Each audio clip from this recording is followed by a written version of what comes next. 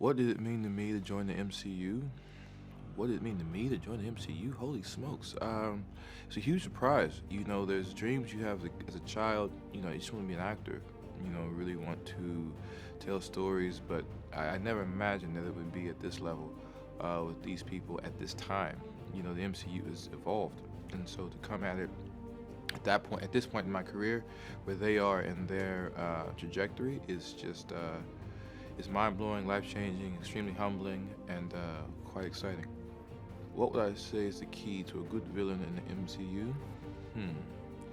Well, you have to have a nice voice. You need a good costume. But ultimately, you need to really understand what that character is going after, and be willing to.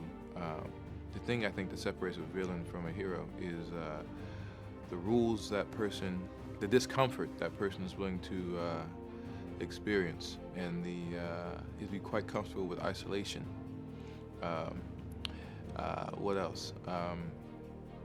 You gotta let it all hang out as a villain. You gotta be willing to do that and take it there.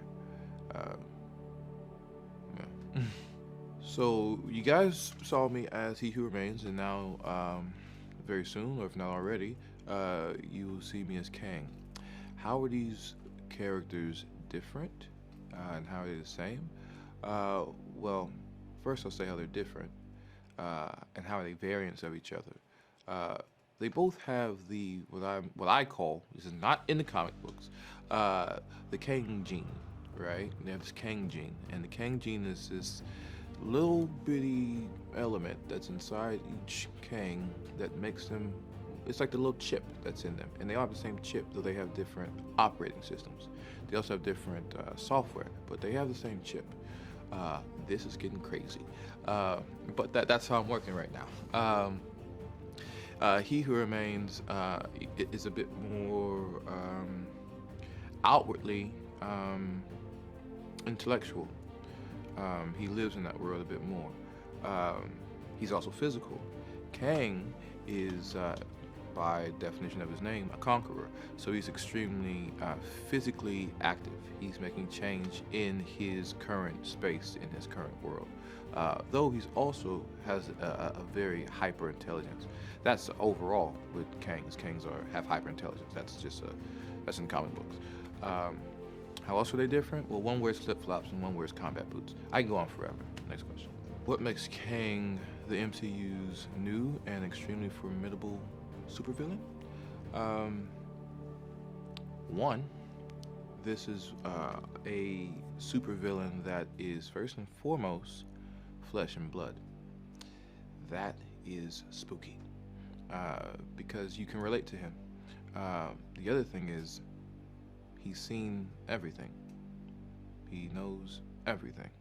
And it is that amount of time and his relationship to time that makes him that cunning, which gives him that much uncomfortability for the things he's seen, and he has opinions on it. He has feelings about that. Imagine having feelings about not just your life, but hundreds of thousands of millions of infinite lives, all of that emotion, all of those thoughts, all those dreams and nightmares, all in one individual. That person is extremely dangerous and is not to be reckoned with. How do I prepare to shoot a scene? Well, welcome to the actor studio. No. How do I do that? My process is probably, it's not dissimilar from any other actor's process, but I have my own way, I guess, my approach. I believe that I want to do as little acting as possible, and so I try to keep the character as close to me as possible, if not, stay inside the character as much as I can, and only kind of pop out, as Jonathan when needs be, doing that respectively of my crew and my fellow castmates. The one thing they may not like is that I do not compromise on playing music. I play my music in the trailer when I wake up in the morning, on game days, I guess on shoot days.